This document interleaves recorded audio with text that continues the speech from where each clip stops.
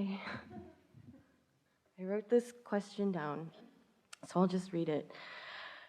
When I was tapped into Source after I saw Abraham in Glendale, Source made me attracted to Kitao, but it wasn't fully manifested, and now he doesn't want to talk to me. I'm confused as to why Source was attracted to him and wanted me to make out with him. Was I to learn a lesson from almost manifesting this relationship? Well, we have some questions for you.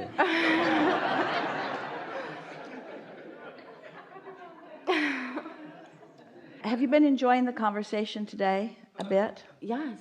And do you like the notion? It's more than a notion. It's a pattern. It's more than a pattern. It's a law. Do you like the law-based pattern notion that you are here as translators of vibration into reality? That you are spinning the straw that you might call vibration into the gold that you call your creative lives, and that you do it by molding the clay, by molding the energy with your mind. So do you like the idea of being a creator? And do you like the idea of ongoing creating? Yes. So if you are a creator, do you like the idea of understanding how creation happens? Do you like getting your feet wet? Do you like having an idea and then having an emotion and then following it out and seeing how it plays out? In other words, don't you want to show yourself how to use the tools of your environment to your greatest advantage? And the biggest question of all that we have for you is, how do you know what you really want until you know what you really don't want? So does it make sense to you that contained in an experience would be not only the satisfaction of some things wanted, but a clarification of more things wanted?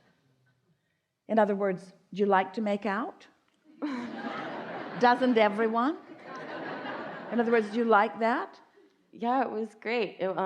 Source really picked out the right guy. It was pretty cool. Well, so what we're getting at is, do you like the feeling of not being able to control your own conditions of desire? In other words, we'll put it in a more blunt way. Do you want the universe to pick out for you someone who doesn't want you? No. So in that experience, what desire was launched within you? What do you now want more clearly than ever before? Someone who will love me back. Someone who's ready, someone who's been evolving in their vortex like you've been evolving in yours, who's really ready for all that you want. And so while some of the components of what you want were satisfied there are more to be satisfied. And in that experience, you launched more rockets of greater clarity. And so your vortex of creation now holds more continuity and more clarity than it did before you had that experience. You see what we're getting at? Mm-hmm. And so the big question is, does it feel wise to feel disappointed over contrast that brings clarity? Or does it feel wise to feel appreciation for the clarity that contrast brings? There are two stories that we want to tell you that you're going to at first think are unrelated, but they are exactly what we're wanting you to hear. A man had amassed quite a large empire of money and businesses, and then he had lost it all.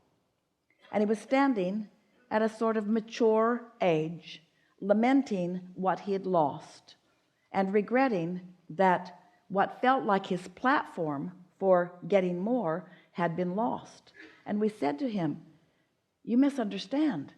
You are vibrationally as sound as you have ever been, and it is your vibrational platform from which more will come. But if you use this that feels like a loss as your focal point, so you focus in the direction of what you've lost instead of in the direction of what you want, then even though all of your resources are still intact, you don't allow yourself vibrational access to them. So you don't get the right feeling, you don't have good timing, and so forth. Another woman said, I have a question. I'm traveling from New York to California. I want to be a painter for Hollywood. And while I was traveling, someone broke into my car and stole my portfolio, so I have nothing to show.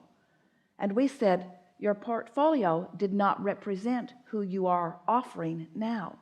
Your portfolio had everything that you ever thought was good forevermore in it, and it is not a good representation of who you now are. So what we're saying to you, you are, because of that relationship, now a better representation of who you now are.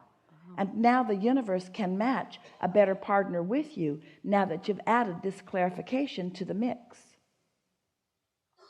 Unless you look at it as a defeat and hold yourself vibrationally off from who you really are. So even though your inner being's offering you all the guidance about what you want and where it is and where he is and how to get there and what to do next, you're not getting it because you're vibrationally off kilter, because you're misunderstanding what happened. You're calling it a failure rather than an adding to the vortex success. I see. So you want to say to somebody like that, thank you so much for being so much that I wanted and so much that I didn't want. Thank you for helping me to focus myself into alignment. Thank you for helping me find the relationship with my vortex that I needed to find. Thank you for realizing I can't rely on you, the condition of you, as my object of attention in order to get what I want, because you don't hold what I want. I have to find this vibrational version and hold steady to it, and then the universe will deliver to me a condition that matches that vibrational version that I'm holding steady to. Don't let these conditions be what you focus on. It just holds you in that unsteady place on a really consistent basis. Did you hear that? That was so good, wasn't it? So thank you, all of you who didn't hold all of the components that I'm really wanting, for helping me to identify what I really want. But even more, thank you, guidance system, for helping me to know whether I'm focused here for what I want or whether I'm focused here for what I want. Focus on your vibrational version and find the vibrational essence of this love affair that you are wanting, and hold to it until you own it and know it. And the universe has to deliver to you a condition that satisfies every single thing. So now, more questions for you. Do you think you've had enough experience to have identified every single thing you want in your forever and ever and ever relationship? No. Of course not. So do you want to rush to the imperfect, or do you want to take your time on your way to the perfect relationship? Yes. Yeah. One more trick.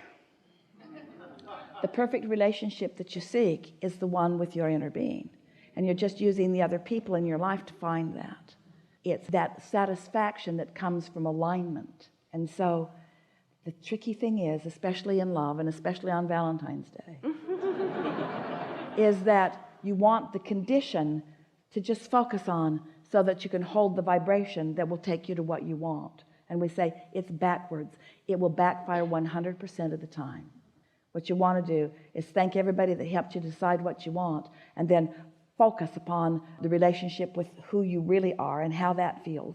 And so you are holding yourself consistently in that vibration of satisfaction. And then as you own that on a consistent basis, everything that matches that then flows into your experience. It's not the other way around. Helpful? Thank you. Yeah.